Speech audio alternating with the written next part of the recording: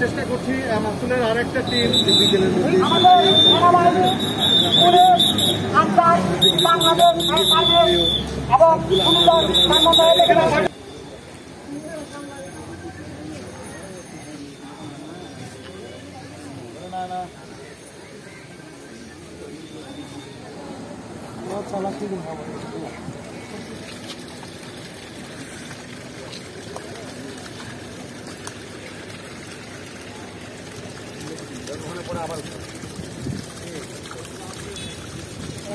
চব্বিশ পদাতিক ডিভিশনের পক্ষ থেকে আমাদের একটি আরবান রেস্কিউ এবং সার্চ টিম আছে। সেই টিমের পক্ষ থেকে আমরা এখানে এসেছি। প্রায় 200-র অধিক লোক আমরা এখানে কাজ করছি, সেনাবাহিনীর লোকজন আমরা এখানে কাজ করছি।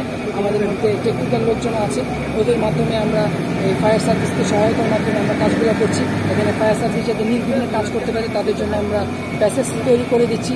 এবং এখানে যে রাসায়নিক যে কন্টেনারগুলো আছে আপনারা জানেন, সেই কন্টেনারগুলো থেকে যাতে রাসায়নিক পদার্থ ছড়িয়ে যেতে না পারে এই জন্য আমরা বিভিন্ন ট্রেনের অলরেডি ব্লকেজ দিয়েছি।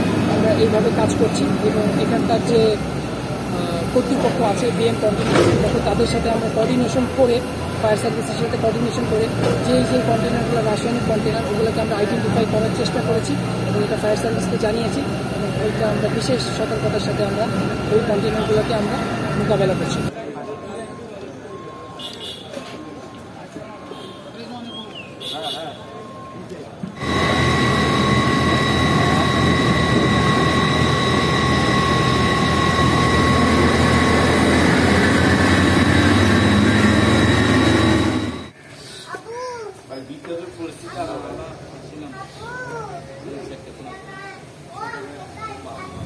যখন কালকে রাতে বিস্ফোরকটা হয় আর কি, হ্যাঁ, তখন এখানে আশেপাশে আমাদের এই কন্টিনেন্ট বিএম কন্টিনেন্ট ডিপুর এলাকার ধরেন 1.5-2 কিলোমিটার ধরে যত ঘরবাড়ি ছিল, এই যে আমাদের বাসার এটা, এরপর আশেপাশে যত ঘরবাড়ি ছিল মোটামুটি থাই গ্লাস জাতীয় যত ইয়া ছিল সবগুলা ভেঙে পড়ে গেছে।